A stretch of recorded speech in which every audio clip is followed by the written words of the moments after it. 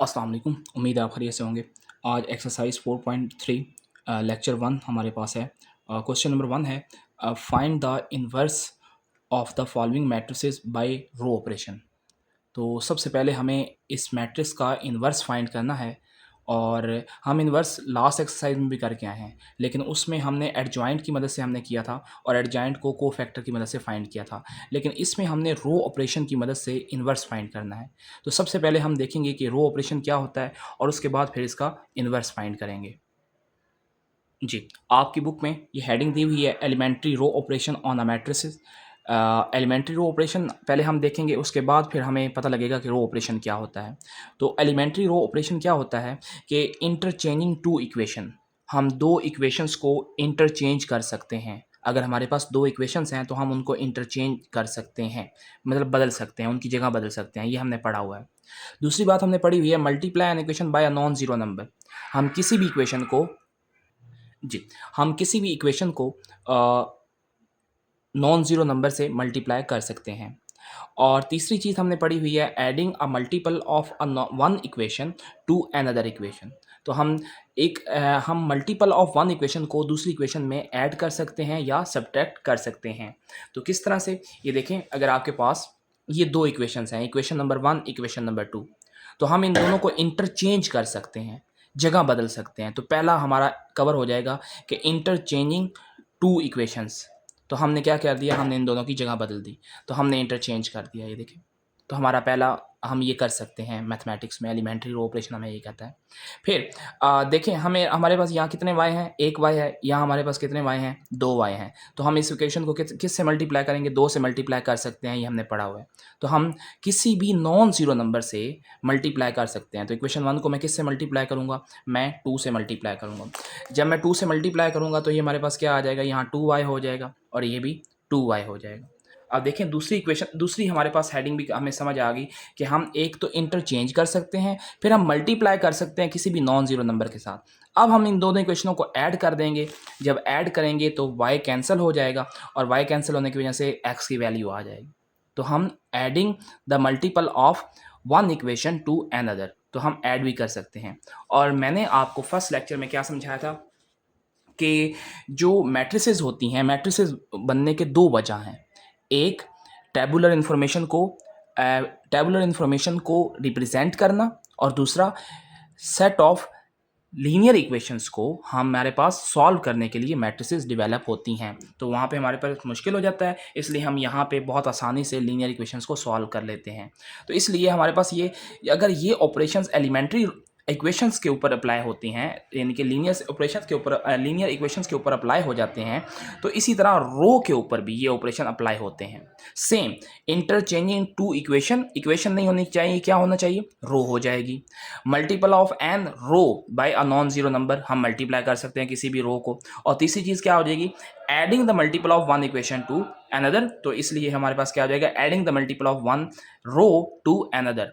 तो ये हमारे पास रो ऑपरेशन बन जाता है। हम इसको डिटेल से देखते हैं। जी, ये हमारे पास रो ऑपरेशन आ गया। रो ऑपरेशन में क्या है, इंटरचेंजिंग टू रोज, आप दो रोज को बदल सकते हैं। तो उसकी साइन ये आपने याद रखना है, किसी भी आई और जे, आई रिप्रेजेंट कर रहा है कोई भी, अगर आप रो 2 और रो 3 को बदलना चाहते हैं तो यहाँ 2 आ जाएगा, यहाँ 3 आ जाएगा। तो इस तरह से आपने रो को बदलना है। अच्छा, एक बात का ख्याल रखना है, जब आप रो को बदलेंगे तो आपने मैट्रिक्स के बाहर आपने माइनस का साइन डालना है। इसी तरह multiply a row by a non zero number, आप किसी भी नॉन जीरो नंबर से मल्टीप्लाई कर सकते हैं। मिसाल के तौर पे आप के से मल्टीप्लाई कर रहे हैं रो आई को, किसी भी रो को, और वो आई चेंज हो जाएगी। मिसाल के तौर पे 2 को मल्टीप्लाई कर रहे हैं रो 2 से, तो आपकी रो 2 चेंज हो जाएगी। इस तरह से आप इसको सिंबॉलिकली लिख सकते हैं।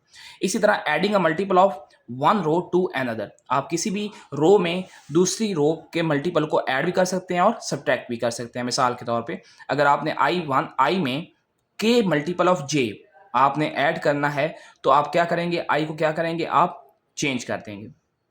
इसकी पर्टिकुलर एग्जांपल क्या है कि रो 3 में आप रो 2 को ऐड कर रहे हैं, लेकिन रो 2 को किससे मल्टीप्लाई कर रहे हैं, तो इसका मतलब होता है adding a multiple of one row. ये मल्टीपल ऑफ वन रो है, किसी भी नंबर के साथ मल्टीप्लाई करके आप किसी भी रो में ऐड भी कर सकते हैं और माइनस भी कर सकते हैं। तो ये हमारे पास क्या हो जाएगा, रो 3 हो जाएगा, रो 3। उसके बाद आपकी बुक में एक डेफिनेशन है इक्विवेलेंट मैट्रिसेस। अब दो मैट्रिसेस इक्विवेलेंट कब होंगी? अगर आपके पास एक मैट्रिक्स ए है, एक मैट्रिक्स बी है, आर इक्विवेलेंट वो इक्विवेलेंट होंगी if B can be obtain. अगर बी अब बी ऑब्टेन होती है किससे? By applying the turn of finite number of row operation. आप किसी भी मैट्रिक्स पे रो ऑपरेशन अप्लाई कर रहे हैं, आपने एक रो ऑपरेशन अप्लाई किया, दो रो ऑपरेशन अप्लाई किए, वो तीन रो ऑपरेशन अप्लाई किए, उसके बाद एक आपके पास मैट्रिक्स आई, वो बी मैट्रिक्स हुई, तो आपके पास वो बी इक्वल होगी कौन सी इक्वेशन से, कौन सी मैट्रिक्स से? ए मैट्रिक्स के। क्यों? क्योंकि आपने ए से शुरू किया था, उसके ऊपर रो ऑपरेशन आप अप्लाई करते गए, लेकिन आपके पास वो होगी वो अपनी ए के इक्वल। तो आपने ये याद रखना है कि दो मैट्रिसेस कब इक्विवेलेंट होती हैं, तो ये डेफिनेशन आपने अच्छे तरीके से समझ लेनी है। इसको इक्विवेलेंट की सिंबल दिया गया है। सिंबल क्या है कि ए इक्विवेलेंट टू बी, और अगर ए इक्विवेलेंट टू बी होगा तो बी इक्विवेलेंट टू ए होगा। ये बात आपने याद रखनी है, ये एमसीक्यूज में पूछी जा सकती है। तो अगर matrix A equivalent to B और then B equivalent to A, ये बात याद रखनी है। और सिंबल आपने याद रखना है कि किस तरह से इक्विवेलेंट मैट्रिसेस को आपस में रिप्रेजेंट किया जाता है। तो ये बात याद रखिएगा, अगर हमारे पास कोई मैट्रिक्स ए है, उसके ऊपर हम number of turns of number of row operation apply करते हैं, तो जो मैट्रिक्स आती हैं वो अपनी ओरिजिनल मैट्रिक्स के इक्वल होगी, तो दोनों मैट्रिक्स आपस में इक्वल हो जाएंगी। तो ये डेफिनेशन आपने पढ़ लेनी है। ये आप रो ऑपरेशन को पर्टिकुलरली एग्जाम्पल के ज़रिए आप समझ सकते हैं कि जैसे मैं कोई भी रो बदल सकता हूँ, तो मैंने रो 1 को बदल दिया रो 3 के साथ, यानी रो 1 ये वाली है, रो 3 ये वाली है, तो आपस में इसकी जगह बदल दी, तो मैं बदल सकता हूँ। लेकिन अब मैंने क्या कहा था, क्या याद रखना है? बाहर माइनस का साइन आएगा, बस ये ख्याल रखना है। उसके बाद मैं किसी भी रो को किसी भी नंबर के साथ मल्टीप्लाई कर सकता हूँ, तो मैंने रो 3 को मल्टीप्लाई कर दिया -1/2 के साथ। अब माइनस, जब रो 3 यानी 6 मल्टीप्लाई होगा किसके साथ? -1/2 के साथ, तो आपको क्या लगता है क्या आंसर आएगा? मेरे पास आंसर आएगा, ये इससे कैंसिल हो जाएगा 3 और -3 आंसर आ जाएगा, तो ये मेरे पास -3 आंसर आ गया। इसी तरह ये 8 के साथ होगा तो क्या होगा? -4 आंसर आ जाएगा, और 10 के साथ होगा तो -5 आंसर आ जाएगा। इसी तरह आप किसी भी रो में दूसरी रो के मल्टीपल को ऐड कर सकते हैं। आप रो 1 में ऐड कर रहे हैं रो 2 को, लेकिन रो 2 को किससे मल्टीप्लाई कर रहे हैं? 2 के साथ, तो रो 2 को मल्टीप्लाई कर रहे हैं 2 के साथ, ये 14 हो जाएगा। तो -3 + 14 आपके पास क्या आंसर आएगा? -3 रो 1 के साथ आप कर रहे हैं, ठीक है, रो 1 में आप ऐड कर रहे हैं, तो 0 + 14, तो हमारे पास क्या आ जाएगा? 14। इसके बाद 1 + 2, तो हमारे पास क्या आ जाएगा? 3। इसी तरह -7 प्लस, क्योंकि रो 2 को आपने 2 से मल्टीप्लाई कर दिया, ये 14 बन गया, ये 2 बन गया और ये 4 बन गया, तो -7 + 4 3 आ जाएगा। तो ये हमारे पास इस तरह से आपने किसी भी मल्टीपल्स को ऐड कर सकते हैं। ये हमारे पास रो ऑपरेशन था। उम्मीद है आपको रो ऑपरेशन समझ आ गया होगा। अब 3 डेफिनेशंस हैं, आपने वो समझनी है, उसके बाद हम क्वेश्चन नंबर 1 को स्टार्ट करेंगे। 3 डेफिनेशन कौन सी? अपर ट्रायंगुलर मैट्रिक्स, ये आपने समझनी है। अगर आपके पास एक स्क्वायर मैट्रिक्स है, ओके, आपके पास कोई भी स्क्वायर मैट्रिक्स होती है, 2/2 की, 3/3 की, 4/4 की, कोई भी स्क्वायर मैट्रिक्स है, is called upper triangular matrix. वो अपर ट्रायंगुलर मैट्रिक्स होगी अगर if all the elements below the principal diagonal. मैंने बताया था प्रिंसिपल डायगोनल क्या होता है। मिसाल के तौर पे अगर आपके पास ये एक स्क्वायर मैट्रिक्स है, इसके प्रिंसिपल डायगोनल कौन से होंगे? ये वाले प्रिंसिपल डायगोनल होते हैं, ये A11, A12, A13, ये प्रिंसिपल डायगोनल होते हैं। तो अगर इसके सारे प्रिंसिपल डायगोनल के जो if all the elements below the principal diagonal, जो इस प्रिंसिपल डायगोनल के नीचे वाले एलिमेंट्स हैं, यानी ये वाला एलिमेंट, ये वाला एलिमेंट, ये वाला एलिमेंट, ए आर 0, अगर 0 हो जाए तो वो कौन सी मैट्रिक्स कहलाएगी? वो हमारे पास अपर ट्रायंगुलर मैट्रिक्स कहलाएगी। तो हमारे पास अपर ट्रायंगुलर मैट्रिक्स की क्या डेफिनेशन हुई? If all the elements of below the principal diagonal is called upper triangular matrix. इसको दूसरे अंदाज में भी लिखा जा सकता है कि ए आई जे 0 होगा, तमाम ए आई जे 0 के इक्वल होंगे अगर आई बड़ा है जे से, जिसमें आई बड़ा होगा जे से। तो आई बड़ा कहाँ है बेटा? ये देखें 2 1, आई होता है पहला वाला नंबर, सबस्क्रिप्ट में जो पहला नंबर होता है वो आई को रिप्रेजेंट करता है, और किसको रिप्रेजेंट करता है? रो को। तो 2 दूसरी रो का पहला एलिमेंट, ये इसमें आई बड़ा है, यानी 2 बड़ा है 1 से, तो ये भी 0 होना चाहिए। 3 बड़ा है 1 से, ये भी 0 होना चाहिए। 3 बड़ा है 2 से, ये भी 0 होना चाहिए। तो इसको इस अंदाज से भी लिखा जा सकता है, आप इस अंदाज से भी इसको डिफाइन कर सकते हैं। तो देखें, अब मेरे पास ये मैट्रिक्स है, इसके जो प्रिंसिपल डायगोनल, ये वाले प्रिंसिपल डायगोनल के जो नीचे वाले एलिमेंट्स हैं वो 0 हो गए हैं, तो ये अपर ट्रायंगुलर मैट्रिक्स है। तो ये देखें, ये प्रिंसिपल डायगोनल है, उसके नीचे वाले एलिमेंट्स 0 हैं, तो ये एग्जाम्पल बन गई है अपर ट्रायंगुलर मैट्रिक्स। और इसके बाद लोअर ट्रायंगुलर मैट्रिक्स। जी, लोअर ट्रायंगुलर मैट्रिक्स, अगर आपके पास स्क्वायर मैट्रिक्स है, is called lower triangular matrix if all the elements above the principal diagonal. पहले था below the principal diagonal, above the principal diagonal, ये आपके पास क्या है, एक 3x3 का स्क्वायर मैट्रिक्स है और ये आपके पास प्रिंसिपल डायगोनल है। इसके अपर वाले जो एलिमेंट्स होंगे अगर वो तमाम के तमाम जीरो हो जाएं तो हमारे पास क्या बनेगा, लोअर ट्रायंगुलर मैट्रिक्स बन जाएगी। तो ठीक है, तो ये आपने याद रखना है। इसमें आपके पास ये एग्जांपल यानी कि ये वाले एलिमेंट्स प्रिंसिपल डायगोनल है, इसके ऊपर वाले एलिमेंट्स अगर जीरो हो जाएं तो वो हमारे पास क्या होगा, लोअर ट्रायंगुलर मैट्रिक्स होगी। तो ये हमारे पास लोअर ट्रायंगुलर मैट्रिक्स आ गई जी। उसके बाद हमारे पास triangular matrix, a square matrix is called triangular matrix whether it is upper triangular और लोअर ट्रायंगुलर। ये बात याद रखनी है, अगर वो अपर ट्रायंगुलर है या लोअर ट्रायंगुलर तो हम उसके कैसे कह सकते हैं, उसे हम ट्रायंगुलर मैट्रिक्स भी कह सकते हैं। ये देखें, ये कौन सी मैट्रिक्स है, ये है ट्रायंगुलर मैट्रिक्स। अगर अपर ट्रायंगुलर हो या लोअर ट्रायंगुलर हो तो हम उसे क्या कह सकते हैं, ट्रायंगुलर मैट्रिक्स कह सकते हैं। तो ये अपर ट्रायंगुलर है लेकिन ये ट्रायंगुलर मैट्रिक्स भी कहलाएगी, और ये लोअर ट्रायंगुलर मैट्रिक्स है लेकिन ये ट्रायंगुलर मैट्रिक्स भी कहलाएगी। अच्छा, एक नोट आपकी बुक में मेंशन है, ये एमसीक्यूज में पूछा जा सकता है कि diagonal matrices are both, upper triangular भी होती हैं, लोअर ट्रायंगुलर भी होती हैं। तो ये याद रखना है कि डायगोनल मैट्रिक्स अपर ट्रायंगुलर भी होती हैं और लोअर ट्रायंगुलर भी होती हैं। ये किस तरह से पूछा जा सकता है कि डायगोनल मैट्रिक्स आर डैश, तो आप नीचे लिखा होगा अपर ट्रायंगुलर, बी ऑप्शन होगा लोअर ट्रायंगुलर, सी ऑप्शन होगा ट्रायंगुलर, और आपके पास डी ऑप्शन हो सकता है ऑल ऑफ दीज। तो ये आपने याद रखना है कि अपर भी होती हैं और लोअर भी होती हैं। तो ये आपने एमसीक्यूज के तौर पे तैयार रखना है जी। अब हमने रो ऑपरेशन हमने सीख लिया कि 3 रो ऑपरेशन हमने सीखे हैं कि 3 तरह के हम जो स्टेप हैं वो कर सकते हैं। और पहला स्टेप हमारे पास क्या है, पहला स्टेप हमारे पास है जी, पहला स्टेप था इंटरचेंजिंग एनी 2 रोज, तो आप 2 रोज को बदल सकते हैं। दूसरा स्टेप था multiple of non zero number with a row, आप रो को किसी भी नॉन जीरो नंबर से मल्टीप्लाई कर सकते हैं। और तीसरा स्टेप आपको याद रखना चाहिए, adding the multiple of one row to another. तो ये 3 बातें हैं, हमने अप्लाई करनी है और हमने सबसे पहले इसको सॉल्व करना है। अच्छा, अब हम सबसे पहले अगर इन्वर्स एग्जिस्ट करता है या नहीं करता ये जानेंगे। सबसे पहले हमने बुक में जो एग्जाम्पल आपके पास है उसमें सबसे पहले इसका डिटर्मिनेंट फाइंड किया गया। क्यों, अगर तो डिटर्मिनेंट नॉन जीरो आता है तो it's mean it is a non singular matrix, और अगर नॉन सिंगुलर मैट्रिक्स है तो उसका जो डिटर्मिनेंट होता है वो एग्जिस्ट करता है। तो सबसे पहले हम इसका डिटर्मिनेंट फाइंड करेंगे। डिटर्मिनेंट कैसे होता है, तो ये आपको याद रखना है कि डिटर्मिनेंट के साइन होते हैं ये प्लस, ये माइनस, ये प्लस। तो आप एक्सपैंड करेंगे, आप रो 1 से एक्सपैंड कर रहे हैं, 2 को यहाँ लिखेंगे, उसके बाद उसके माइनर लिखेंगे, यानी ये रो छोड़ दें, ये कॉलम छोड़ दें, ये रो छोड़ दें, तो जो 2 बाकी बच जाएंगे वो यहाँ पे आ जाएंगे। अंडरस्टैंड। उसके बाद -6 आप लिखेंगे, उसके बाद ये कॉलम छोड़ दें, ये रो छोड़ दें, तो क्या बच जाएगा, ये वैल्यूज़ आप यहाँ लिख लेंगे। इसी तरह -3 आ जाएगा, और ये कॉलम छोड़ दें, ये रो छोड़ दें, तो जो 2 बच जाएंगे वो हमारे पास यहाँ पे आ जाएंगे। अब इनको मल्टीप्लाई कर लें, -2 × 6 -12 होता है, 0 × 5 0 होता है, तो उसे ऐसे लिखने की ज़रूरत नहीं है। इसी तरह 0 × 6 0, और ये 0 × 0 2 तो 0 हो जाएगा, इसलिए इसको आगे राइट करने की ज़रूरत ही नहीं है। -3 0 × ये 0 हो जाएगा, -2 -2 +4 हो जाएगा, लेकिन डिटर्मिनेंट के मिड में क्या आता है, माइनस का साइन, तो वो माइनस का साइन इसे क्या कर देगा, माइनस कर देगा। -2 -2 +2 होता है, +4 होता है, और वो जो माइनस का साइन है वो जो डिटर्मिनेंट के साथ आता है वो यहाँ पे ला आ जाएगा। इसी तरह 2 को मल्टीप्लाई करेंगे -12 से -24, ये 0 हो जाएगा सारी वैल्यूज़, क्योंकि ये 0 हो गई हैं। और ये -3 जब -4 से मल्टीप्लाई होगा तो +12 हो जाएगा, और इसका आंसर क्या आएगा, -12। अब देखें, हमने डिटर्मिनेंट फाइंड किया और वो नॉन जीरो आ गया, इट्स मीन कि डिटर्मिनेंट नॉन जीरो है, so A is a singular matrix, और इसको हम इन्वर्स फाइंड कर सकते हैं। तो जब भी आपने इन्वर्स फाइंड करना है तो सबसे पहले उसका क्या फाइंड करना है, हमने डिटर्मिनेंट फाइंड करना है। ओके, अब नेक्स्ट जो हमारे पास प्रोसेस है वो जरा ध्यान से समझना है ताकि रो ऑपरेशन आपको अच्छे से डिटेल से समझ आ जाए।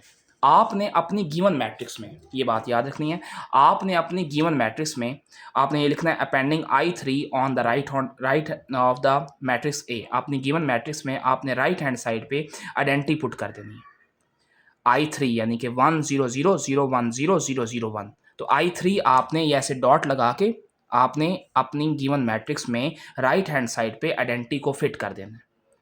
तो आपके पास ये मैट्रिक्स गिवन थी, आपने सबसे पहला स्टेप आपने उसके अंदर आइडेंटिटी पुट कर दी। अब आइडेंटिटी क्यों पुट करते हैं, आता ये रो ऑपरेशन ताकि कामयाब हो जाए। हम क्या करते हैं, हमने इस अपनी मैट्रिक्स को आइडेंटिटी बना देना होता है रो ऑपरेशन की मदद से, और जो यहाँ पे आंसर वैल्यूज आएंगी वो हमारा इन्वर्स बन जाएगा। तो इसलिए हम आइडेंटिटी पुट करते हैं ताकि यहाँ पे आइडेंटिटी बना दें, और ये एक मेथड है, इस मेथड के ज़रिए हम इन्वर्स फाइंड कर सकते हैं। तो यहाँ पे हमने क्या बनाना है, आइडेंटिटी बना देना है। अब हमारा टारगेट है यहाँ आइडेंटिटी बनाना, और यहाँ जो भी वैल्यूज़ आएंगी वो हमारा इन्वर्स आ जाएगा।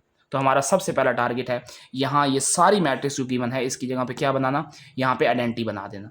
तो सबसे पहला स्टेप अपेंडिंग, यानी कि पुट कर दें किसके अंदर, I3 पुट करना है right hand side of the given equation, given matrix के अंदर। तो हमने ये गिवन मैट्रिक्स थी, इसकी राइट हैंड साइड पे एक आइडेंटिटी पुट कर दी है।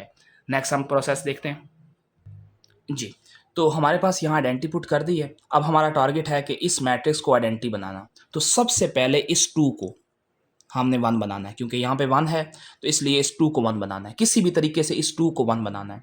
तो हम क्या करेंगे, हम रो 1 को, पूरी की पूरी रो 1 को अगर 2 पे डिवाइड कर दें, यानी कि हमारे पास एक ऑप्शन है ना कि हमने क्या पढ़ा था दूसरा स्टेप, कि multiply a row by a non zero number. तो हम किसी भी नंबर से मल्टीप्लाई कर सकते हैं, तो हमने मल्टीप्लाई कर देना है।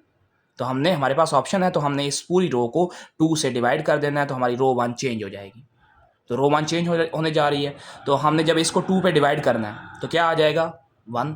हमारा 1 टारगेट मुकम्मल हो गया। हम नहीं जानते आगे क्या हो, जो मर्जी हो जाए, बस हमें यहाँ पे 1 चाहिए सबसे पहले। ओके, उसके बाद 6 को 2 पे डिवाइड किया, 3 आ गया। -3 को 2 पे डिवाइड किया, ये डिवाइड हो नहीं सकता, फ्रैक्शन आ जाएगी, -3/2 ही आएगा। 1 को 2 पे डिवाइड किया तो 2 ही आया। 0 को 2 पे डिवाइड किया, 0 ही आता है, और 0 को 2 पे डिवाइड करने से 0 ही आता है। तो हमारे पास सबसे पहला टारगेट मुकम्मल हो गया, यहाँ 1 बन गया।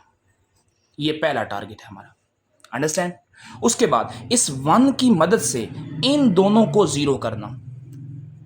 आप खुश नसीब हैं कि यहाँ पे पहले ही 0 है, आपको कुछ चेंज करने की जरूरत ही नहीं पड़ेगी। तो इसलिए इसको आप 0 करना है। अब किसी भी तरीके से -2 को 0 करना है बेटा। अब -2 को कैसे 0 करना है, ये बड़े ध्यान से समझना है बेटा जी। आपके पास -2 है, मिसाल के तौर पे ये देखें -2 है, इसको 0 करना है। अब ये -2 कैसे 0 हो सकता है, सिर्फ और सिर्फ किस तरह हो सकता है, +2 है, +2 करने से 0 हो सकता है, इसके अलावा और कोई ऑप्शन नहीं है। अब -2 जी, अब -2 इस तरह से 0 इसको करना है, तो ये इस तरह से ही हो सकता है। अब ये क्या है, ये रो आपके पास कौन सी है, रो 3 है। ये देखें रो 3 में आपके पास पुट हो रहा है, रो 3 है, और ये 2 आ गया, तो आपके पास 0 आ गया। रो 3 में, यानी कि ये आपके पास यहाँ पे 1 है, तो ये रो 1 है आपके पास। तो ये ऑपरेशन आपने अप्लाई करना है, ठीक है। -2 ये आ गया, -2 ये 2 है, ये 2 आ गया हमारे पास, और ये यहाँ पे रो 1 आ गई, क्योंकि हमने इसकी मदद से करना है। तो हम रो 3 में प्लस कर रहे हैं रो 2 रो 1 को। तो ये कौन सी प्रॉपर्टी है हमारे पास, ये कौन सी प्रॉपर्टी थी, adding the multiple of 1 row to another. तो हम एडिंग कर रहे हैं multiple of 1 row to another, तो ये हम ऐड कर रहे हैं। तो ये बात हमने, तीसरी प्रॉपर्टी हमने अप्लाई कर रहे हैं, तो हम कर सकते हैं। तो हम क्या कर रहे हैं, रो 3 में रो 2 को, रो 3 में रो 1 को ऐड कर रहे हैं, लेकिन रो 1 को क्या कर रहे हैं, 2 से मल्टीप्लाई करने के बाद। तो ये हमने ध्यान से सीखना है, यानी कि रो 1 को हम 2 से मल्टीप्लाई कर रहे हैं। तो यहाँ क्या बन जाएगा, यहाँ 2 बन जाएगा, यहाँ 6 बन जाएगा। यहाँ हमारे पास जब 2 मल्टीप्लाई होगा तो सिर्फ -3 रह जाएगा। क्यों, क्योंकि -3 से जब -3/2 से जब 2 मल्टीप्लाई होगा तो 2 से कट के -3 रह जाएगा। तो यहाँ पे -3 रह जाएगा, यहाँ पे 2 से कैंसिल होके 1 रह जाएगा, यहाँ वैसे ही 0 हो जाएगा, और यहाँ 0 हो जाएगा। अब हम क्या कर रहे हैं, ये देखें रो 3 में रो 2 को प्लस कर रहे हैं, ये ऑपरेशन अप्लाई कर रहे हैं, ठीक है। क्या कर रहे हैं, ये ऑपरेशन अप्लाई कर रहे हैं, रो 3 में रो 1 को 2 के साथ मल्टीप्लाई करने के बाद ऐड कर रहे हैं जी। तो हम क्या करें, -2 + 2 क्या हो जाएगा, 0। इसी तरह 5 + 6 11 हो जाएगा।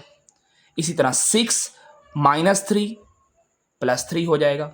इस तरह 1, ये हमारे पास क्या है, 0 + 1, ये हमारे पास 1 हो जाएगा। इस तरह 0 + 0 0 हो जाएगा, और 1 + 0 1 आ जाएगा। तो हमने क्या किया, इस 1 की मदद से इसको 0 कर दिया, ये पहले ही 0 था तो बड़ी अच्छी बात है। फिर इसको भी 0 कर दिया। अब 0 कैसे करना है, वो आपने ऑपरेशन लगाना है। ये कैसे होता है, ये मैंने आपको समझा दिया कि -2 को देखना है आपने अच्छे तरीके से कि -2 कैसे 0 हो सकता है। अब -2 के अंदर +2 करने से 0 हो सकता है, तो हमने -2 के अंदर +2 कर दिया, और रो 1 हमारे पास 1 थी, इसलिए फर्क नहीं पड़ा।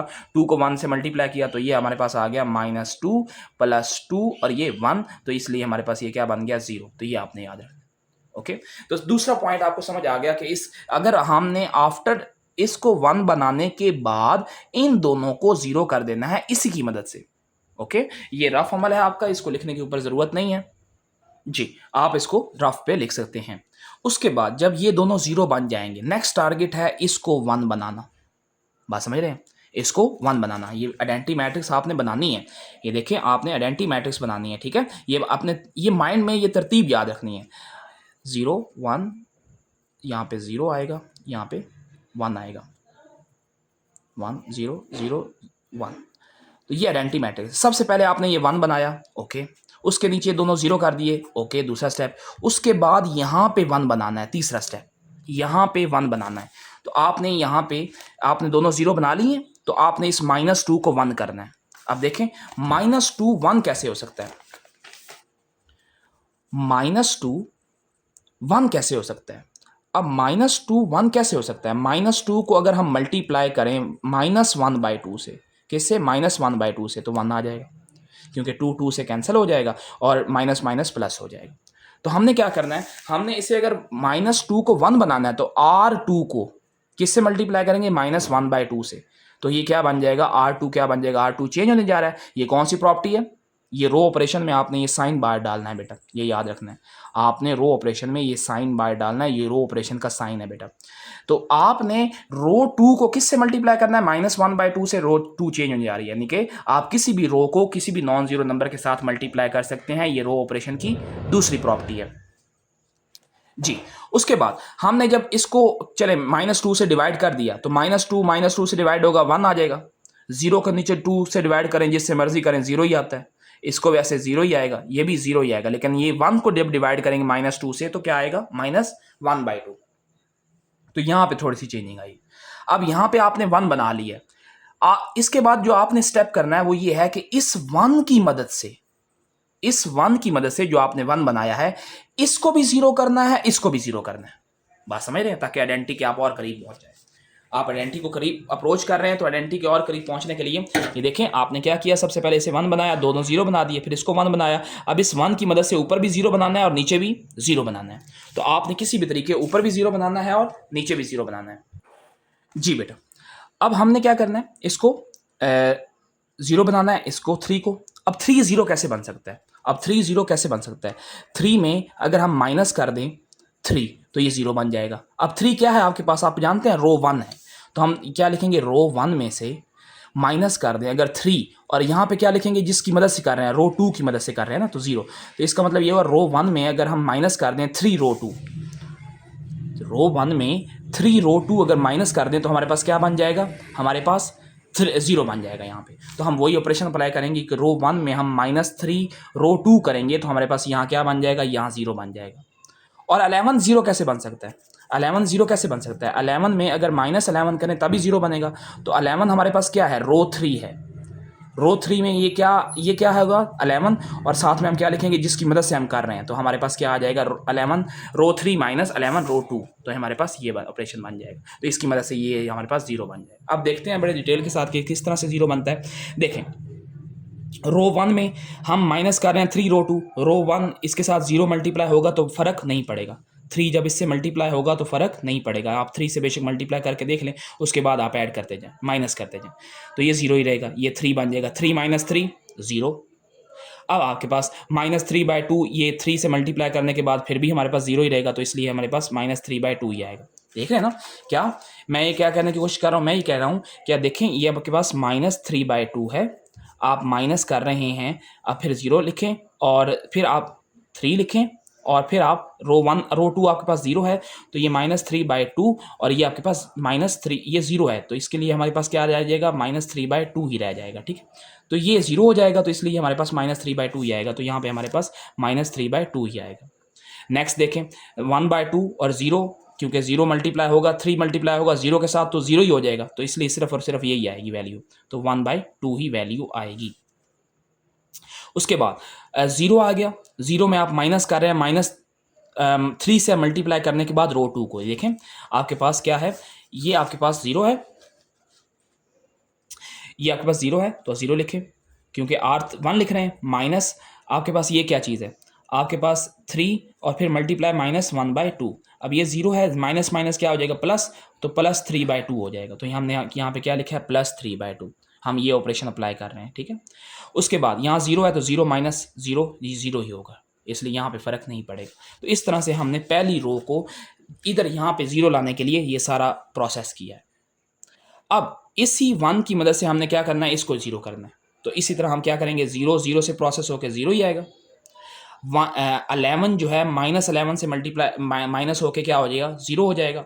इसी तरह 3 -0 से होके क्या हो जाएगा, 0 हो जाएगा, क्योंकि 3 लिखेंगे यहाँ लिखेंगे -11 और रो 2 क्या है, 0, ये 0 वैल्यू है। क्रॉसपॉन्डिंग इंट्रीज में हमने करना होता है तो ये 0 है, तो इसलिए यहाँ पे 3 ही आ जाएगा।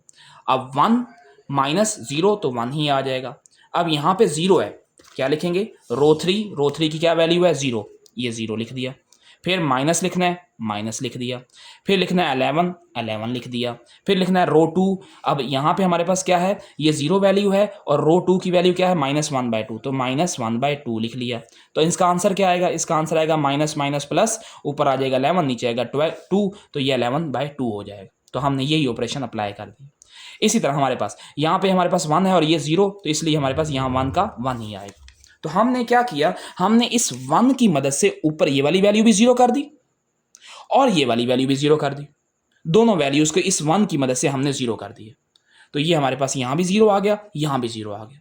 अब हमने सेकेंड लास्ट स्टेप क्या करना है, इसको 1 बनाना है, इस 3 को 1 बनाना है, किसी भी तरीके से इस 3 को 1 बनाना है। तो R3 को हम किससे डिवाइड करेंगे, R3 को आप मल्टीप्लाई कर देंगे। अगर आप R3 को मल्टीप्लाई कर दें 1/3 से, तो आपके पास क्या बन जाएगा, ये चीज़ क्या बन जाएगी, ये 1 बन जाएगी। 0 पे डिवाइड करने से क्या हो जाएगा, ये 0 वैल्यू हो जाएगी, ये वैल्यू 0 हो जाएगी।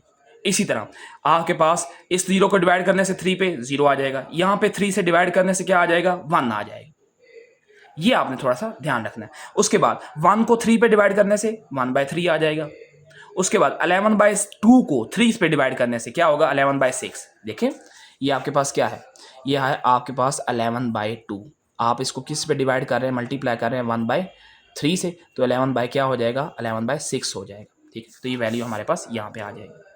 इसी तरह फिर हम क्या करेंगे, 1 को 3 पे डिवाइड करेंगे तो 1/3 आ जाएगा। तो ये हमने सीखा है।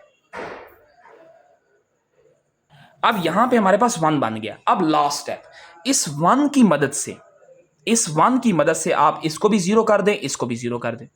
अब ये तो पहले ही 0 है, बस आपने इसको 0 करना है, तो आपके पास ये यहाँ पे क्या बन जाएगी, ये पूरी की पूरी आइडेंटिटी बन जाएगी, और जो ये आएंगे आंसर, ये हमारे पास इनवर्स कहलाएंगे। जी, आपने इस 1 की मदद से इसको क्या करना है, 0 करना है। अब -3/2 0 कैसे हो सकता है, ये देखें, -3/2 इसको हमने करना है 0, तो ये प्लस होके 3/2 में तभी 0 हो सकता है ताकि दोनों कट जाएं और हमारे पास 0 आ जाए। ये आपके पास कौन सी वैल्यू है, ये R1 की वैल्यू। आप क्या कर रहे हैं, प्लस कर रहे हैं 3/2, यानी कि आप किसकी मदद से कर रहे हैं, रो 3 की मदद से कर रहे हैं, तो ये आपके पास 0 तब बनेगा। तो ये ऑपरेशन आपने अप्लाई कर देना है। आपके पास ये ऑपरेशन है R1 + 3/2 R3, तो आपके पास क्या आ जाएगा, 0 आ जाएगा। तो ये आपने इस तरह से, अब करना कैसे है, जरा ये बात देखें। ये वैल्यू सेम, ये रो 2 चेंज नहीं होगी, सेम लिखी जाएगी। ये रो 2 भी सेम है और रो 3 भी सेम है, ठीक है। अब रो 1 में चेंज आ रहा है, तो 1 के साथ 0 के साथ ये देखें, यहाँ पे आ जाए 1 और ये आगे 0 है, तो इसलिए फ़र्क नहीं पड़ेगा, यहाँ 1 नहीं लिखेंगे। उसके बाद यहाँ 0 आ गया, यहाँ पे भी 0 आ गया, तो फ़र्क नहीं पड़ा, यहाँ भी 0 आ गया। और यहाँ पे क्या हुआ, रो 1 हमारे पास, ये देखें, -3/2 और यहाँ पे देखें, ये देखें, ये ऑपरेशन अप्लाई कर रहा हूँ। रो 1 की वैल्यू लिखे -3/2 + 3/2 और रो 1 की वैल्यू 1 है, यहाँ पे लिखें, तो ये सारा इससे कैंसिल होकर क्या आ जाएगा, 0। तो हमने यहाँ पे क्या लिख दिया, 0 बन गया। अब लिखें 1/2, क्योंकि रो 1 है, 1/2, तो आपके पास यहाँ पे लिखें 1/2। ओके, 1/2 आप क्या अप्लाई कर रहे हैं, +3/2 और रो 3 की वैल्यू क्या है, 1/3, तो यहाँ पे आ जाएगा 1/3। अब 3 से कैंसिल हो गया, तो ये क्या बन गया, 1/2 + 1/2, और 1/2 + 1/2 क्या होता है, 1 होता है। ये हाफ और ये हाफ 1 बन जाता है। तो हमारे पास क्या वैल्यू आएगी, यहाँ पे हमारे पास 1 वैल्यू आएगी।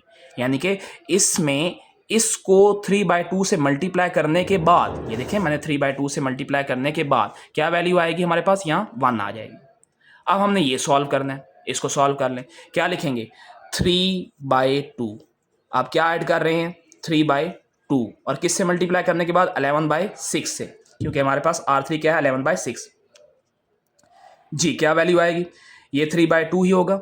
ओके, प्लस 3 इससे कैंसिल हो जाएगा, ये 2 आ जाएगा तो 11/4 आ जाएगा। अब इसका एलसीएम ले लें, अब एलसीएम लेंगे हमारे पास 4 आ जाएगा, ये हमारे पास 6 + 11 हो जाएगा, यानी कि 17/4 आ जाएगा। तो ये 17/4 आ गया। और इसी तरह 0 है, 0 हमने पास, और प्लस 3/2, अब 3 से कैंसिल हो जाएगा, ये देखें 0 + 3/2 और क्या पुट करें 1/3, तो ये हमारे पास क्या बन जाएगा, ये हमारे पास बन जाएगा 3 से कैंसिल हो गया तो 1/2 रह जाएगा, तो ये हमारे पास क्या आ जाएगा 1/2। तो अब देखें यहाँ पे ये पूरी मैट्रिक्स क्या बन चुकी है, ये आइडेंटिटी बन चुकी है, ये तमाम मैट्रिक्स क्या बन चुकी है, इसी को तो हमने आइडेंटिटी बनाना था। कैसे बनाया, सबसे पहले हमने इसे 1 बनाया, फिर उसके नीचे इस 1 की मदद से इन दोनों को 0 कर दिया, फिर क्या किया, फिर इसको 1 बनाया, फिर इस 1 की मदद से इसको भी 0 कर दिया, इसको भी 0 कर दिया, फिर एंड पे इसको 1 बनाया और इसकी मदद से हमने इसको भी 0 कर दिया और इसको भी 0 कर दिया। तो ये हम एंड पे लिखेंगे the inverse of matrix A. आपने मैट्रिक्स ए का इनवर्स क्या लिखना है, जो हमारे पास ये वाली चीज़ होगी, ये इनवर्स आ जाएगा, ये सारा इनवर्स है। तो हमने इस तरह रो ऑपरेशन की मदद से इनवर्स को फाइंड करना है। जी, इस क्वेश्चन के 3 पार्ट्स हैं, बाकी 2 पार्ट्स की तरफ जाते हैं। जी, पार्ट 2 हमारे पास सेम स्टेटमेंट के डिटर्मिनेंट फाइंड करना है बाय रो ऑपरेशन। तो सबसे पहले हमने इसको मैट्रिक्स ए के नाम के दे देना है, उसके बाद इसका हमने डिटर्मिनेंट फाइंड कर लेना है। डिटर्मिनेंट क्यों फाइंड करना है, ताकि हमें पता लगे कि ये डिटर्मिनेंट 0 के इक्वल है या नहीं। अगर 0 के इक्वल है तो सिंगुलर मैट्रिक्स, उसका इन्वर्स एग्जिस्ट ही नहीं करता। तो बुक में इस दफ़ा एग्जाम्पल में सबसे पहले डिटर्मिनेंट फाइंड किया गया, तो हम भी डिटर्मिनेंट फाइंड करेंगे।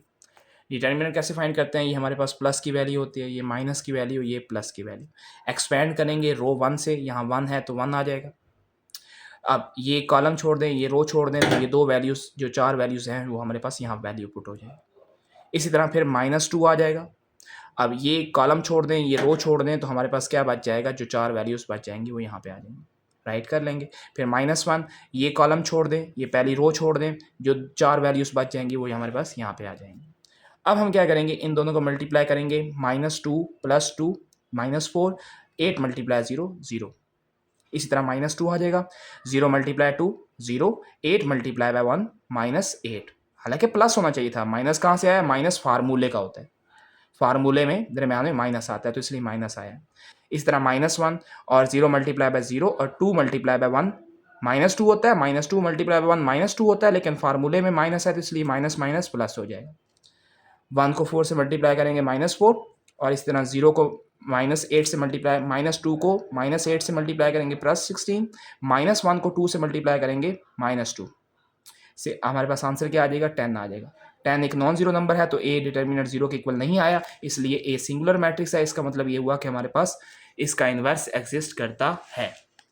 अब स्टेप 2 क्या है, इस मैट्रिक्स के राइट हैंड साइड पे, इस साइड पे हम आइडेंटिटी अपेंडिंग कर देंगे I3 को, यानी I3 आइडेंटिटी को अपेंड कर देंगे।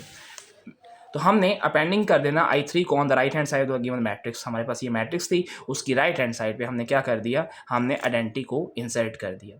अब ये हमारे पास यहाँ पे आइडेंटिटी आ चुकी है, ये हमारे पास राइट हैंड साइड है। अब राइट हैंड साइड पे सबसे पहले हम क्या करते हैं, सबसे पहला स्टेप हमारा, इसको 1 बनाएं। ये पहले ही 1 है, यहाँ पे हमारे पास इसको चेंज करने की ज़रूरत ही नहीं पड़ी, तो ये पहले ही 1 है हमारे पास, तो हमें इसे 1 बनाने की ज़रूरत ही नहीं पेश आई। उसके बाद दूसरा हमारे पास है इस 1, अगर हमारे पास यहाँ 1 मौजूद है, ये 1 बना दिया आपने, तो इस 1 की मदद से इसे भी 0 कर दें और इसे भी 0 कर दें। अब हमारे पास ये भी 0 है, तो ये हमारे पास यहाँ भी आसानी हो जाएगी। अब सिर्फ इसको 0 करना है, 1 को 0 करना है। अब 1 को 0 हम कैसे करते हैं, हमने 1 को 0 करना है तो कैसे करेंगे, हमारे पास वैल्यू आ जाएगी, ये देखें। अब इस 1 को 0 करना है, ये हमारे पास 1 है, अब इसको 0 करना है तो इसमें क्या करेंगे, माइनस करना पड़ेगा 1 को, तभी 0 होगा, वरना इसके अलावा तो कभी 0 नहीं हो सकता। तो ये 1 हमारे पास क्या है, R3 माइनस किसकी मदद से करना है, रो 2 की मदद से करना है, रो 1 की मदद से करना है, तो ये हमारे पास ये ऑपरेशन लगेगा, तो हमारे पास ये 1 आ जाएगा, 1 यहाँ पे 0 हो जाएगा, तो 1 - 1 यहाँ पे क्या आ जाएगा, ये 0 बन जाएगा। तो ऑपरेशन अप्लाई करते हैं, वही ऑपरेशन जो मैंने आपको बताया। जी, ऑपरेशन क्या है हमारे पास, 1 - 1, तो ये हमारे पास क्या आ जाएगा, 0 आ जाएगा, ये हमारे पास 0 की वैल्यू आ गई। इसी तरह अब हमारे पास क्या है, अब नेक्स्ट हमारे पास यहाँ पे इसी तरह ये हमारे पास ये ऑपरेशन है हमारे पास। और 0 -2 हो जाएगा, क्योंकि 1 जब -1 मल्टीप्लाई होगा इसके साथ तो ये -2 बन जाएगा। ये बात याद रखनी है। देखें, आप रो 3 कर रहे हैं। सबसे पहले रो 3 में आपके पास क्या वैल्यू है? रो 3 में आपके पास वैल्यू है 0। तो आप लिखें 0, R3 से क्या आ गया 0, और माइनस कर रहे हैं किसको? रो 1 को। तो ये हमारे पास 2, तो 0 -2, यहाँ पे हमारे पास क्या आ जाएगा? -2 हो जाएगा। इसी तरह 2 + 1 हो जाएगा, क्योंकि -1 जब मल्टीप्लाई होगा तो क्या हो जाएगा? +1 हो जाएगा। तो 2 + 1 3 हो जाएगा यहाँ पे। और इसी तरह से हमारे पास क्या हो जाएगा? -1 0 -1 हो जाएगा। तो यहाँ पे हमारे पास -1 राइट करेंगे। 0 -0 यहाँ पे 0 हो जाएगा, और इसी तरह 1 -0 1 हो जाएगा। तो ये हमारे पास इस 1 की मदद से हमने इन दोनों को 0 कर दिया। ये पहले ही 0 था, इसको 0 करने के लिए R3 - R1, 1 - 1 0, 0 -2 -2, -2 + 1 3, 0 - 1 -1, 0 -0 0, 1 -0 0। ये ऑपरेशन बस आपने याद रखना है। इसको आप कैलकुलेटर पे भी पुट कर सकते हैं। आप कोई भी वैल्यू R3 की वैल्यू पुट करें, -R1 लिखें और R1 की वैल्यू पुट कर दें, तो आपके पास आंसर आते चले जाएंगे। R3 की वैल्यू सबसे पहले आप पुट करें 1, यहाँ पे 1 पुट करें। आप फिर कैलकुलेटर में क्या दबाएं? माइनस प्रेस करें। उसके बाद आपको 1 लिखने की वैसे ही ज़रूरत नहीं है, R1 की वैल्यू लिख दें, तो R1 की वैल्यू भी 1 आ जाएगी। तो 1 - 1 0 आ जाएगा कैलकुलेटर पे जवाब। फिर दोबारा कैलकुलेटर पे लिखें 0 -1 मल्टीप्लाई बाय 2, तो क्या जवाब आ जाएगा? -2। इसी तरह फिर कैलकुलेटर पे लिखें 2, आप कैलकुलेटर पे ऐसे लिखें 2, ये वाला 2। फिर आप कैलकुलेटर पे प्रेस करें माइनस, क्योंकि हमने माइनस लेना है। फिर आप 1 लिखने की ज़रूरत नहीं है, तो आप लिख दें ब्रैकेट में, आप R1 की वैल्यू लिखें -1, तो आपको कैलकुलेटर क्या जवाब दे देगा? जवाब देगा 3, और वो 3 आपने यहाँ पे लिख लेना है। ठीक है। इसी तरह कैलकुलेटर पे लिखें 1, क्योंकि R3 है, 0 लिखें, फिर -1 लिखें, तो ये हमारे पास -1 दे देगा। कैलकुलेटर पे आप इस तरह से सॉल्व कर सकते हैं। तो आपने सबसे पहले इसे 1 बनाना था, वैसे ही 1 था। अब इस 1 की मदद से इन दोनों को 0 करना था। ये वैसे ही 0 था, तो इसको सिर्फ 0 करना है, तो हमने आपको 0 करके दिखा दिया। अब दूसरा स्टेप जो है, इसको हमने क्या बनाना है? 1 बनाना है। अब -2 कैसे 1 बन सकता है? -2 को हम कैसे 1 बना सकते हैं?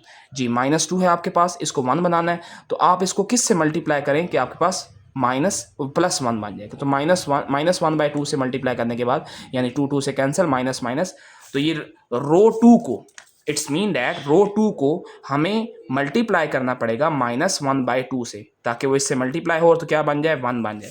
तो हम रो 2 को मल्टीप्लाई कर रहे हैं -1/2, यानी डिवाइड कर रहे हैं 2 के साथ, -2 के साथ। जब 0 को नीचे -2 से डिवाइड करेंगे, 0 तो 0 ही होता है। -2 को -2 पे डिवाइड करेंगे, क्या आ जाएगा? 1। 8 को -2 पे डिवाइड करेंगे, क्या आएगा? -4 आएगा।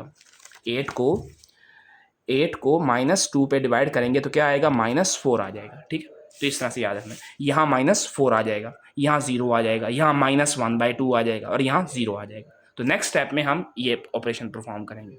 जी, हमने रो 2 को क्या करना है? -1/2 से मल्टीप्लाई करना है। जब इसको करेंगे, यहाँ क्या आ जाएगा? 1। 8 को जब -2 से डिवाइड करेंगे, क्या आ जाएगा?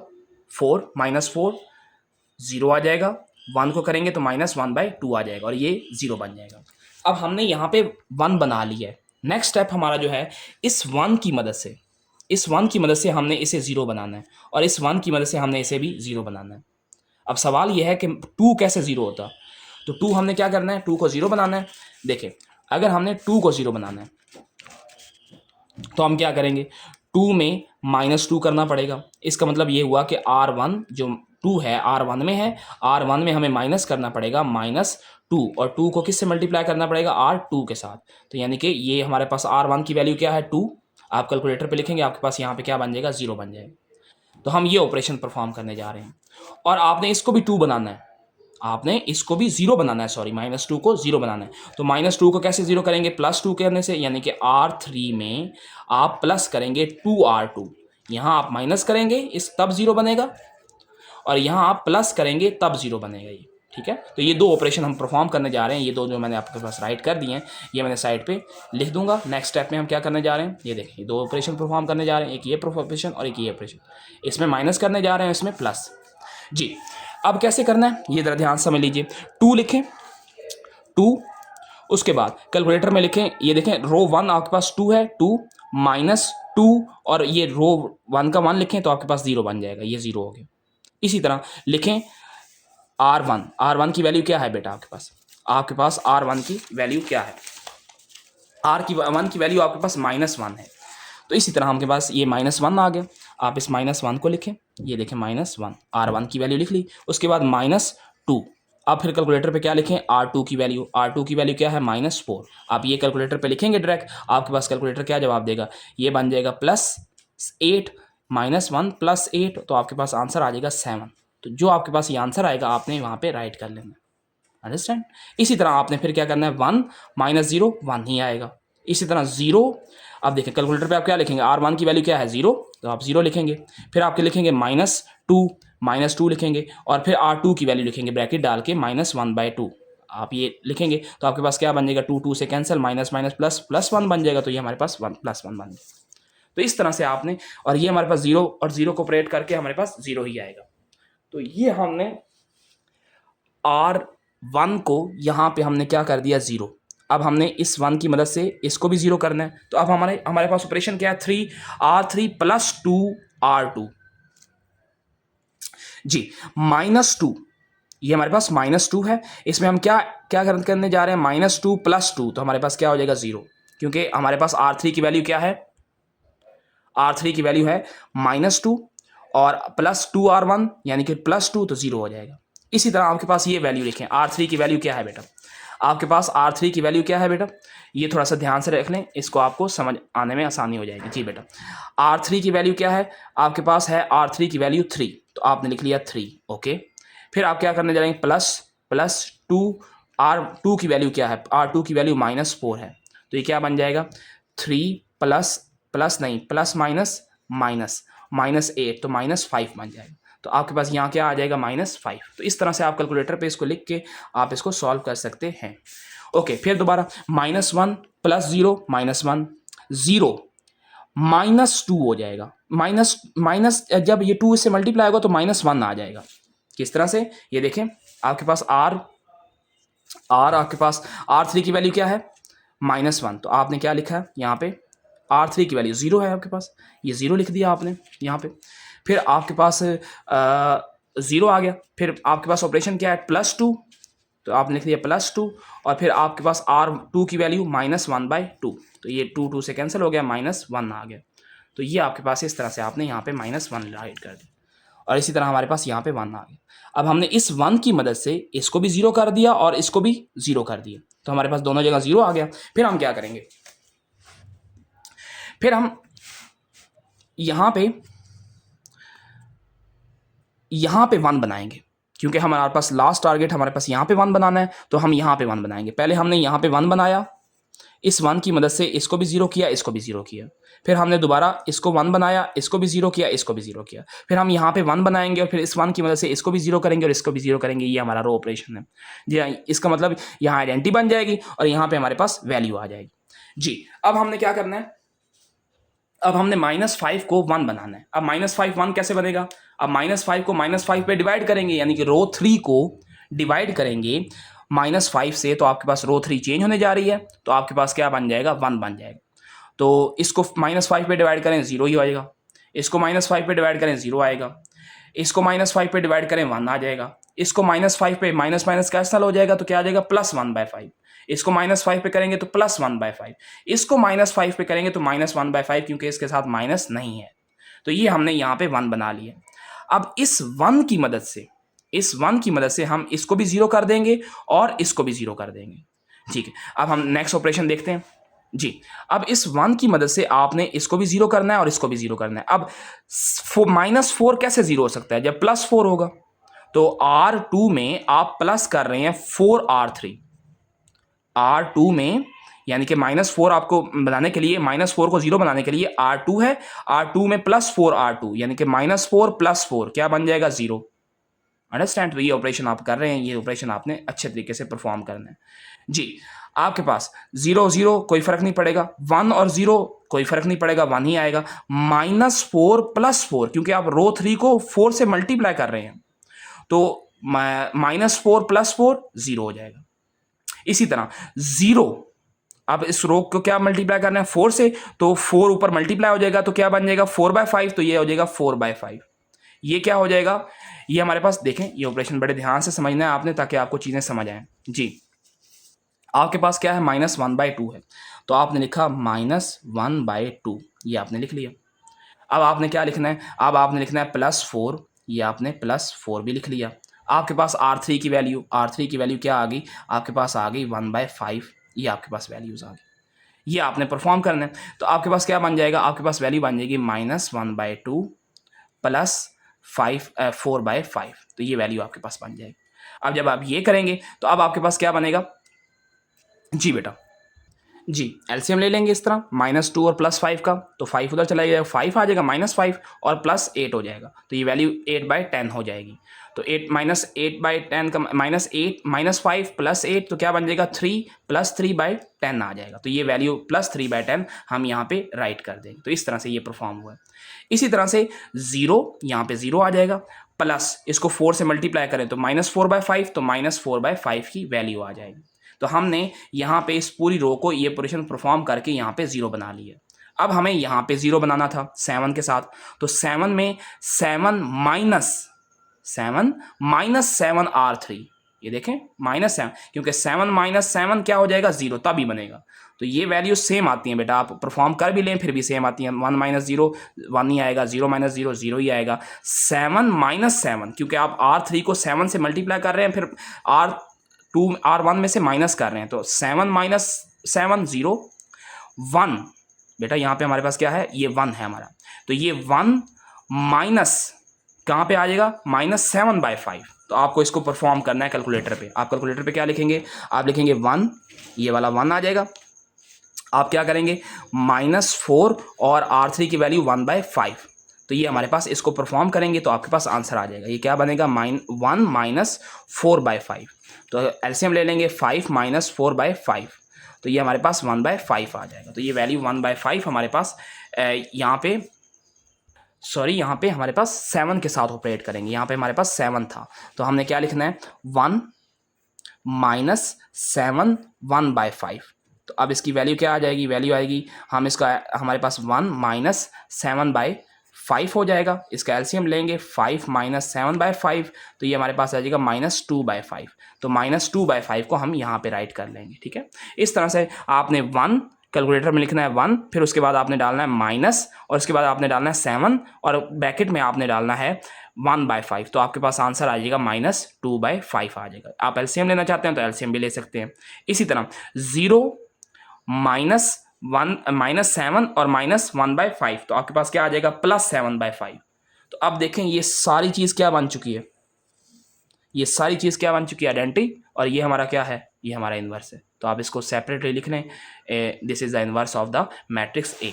आप इसको साइड पे ऐसे लिख सकते हैं, the inverse of matrix A is ये गिवन वैल्यू। तो ये सारी मैट्रिक्स आपका इन्वर्स हो जाएगी। क्वेश्चन पार्ट 2 हमारे पास क्वेश्चन नंबर 1 का कंप्लीट हो जाएगा।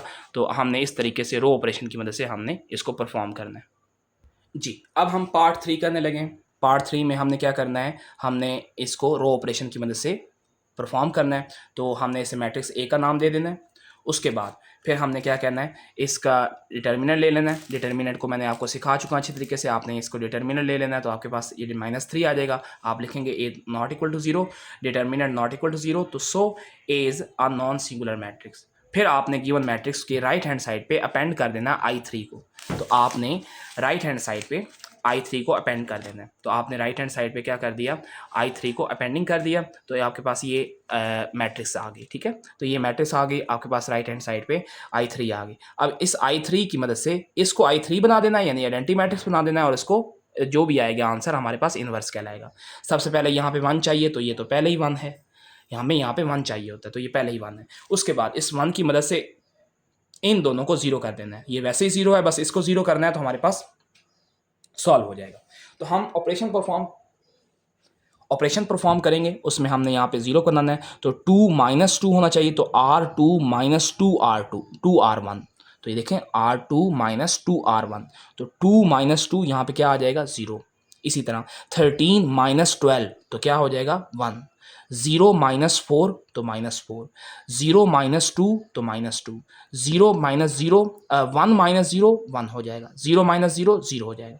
यहाँ पे वैसे ही 0 है तो इसलिए वहाँ लिखने की ज़रूरत नहीं है। अब हमने इस 1 की मदद से इन दोनों को क्या बना लिया 0। अब हमें यहाँ पे क्या चाहिए, अब हमें यहाँ पे 1 चाहिए। इस 1 की मदद से हमने इसको 1 चाहिए हमें, तो ये पहले ही 1 बन चुका है तो इसका बनाने की ज़रूरत ही नहीं है। अगर ये पहले ही 1 है, अगर नहीं था तो हम बनाते, अगर ये पहले ही 1 है तो हम इस 1 की मदद से ऊपर भी 0 करेंगे और नीचे भी 0 करेंगे।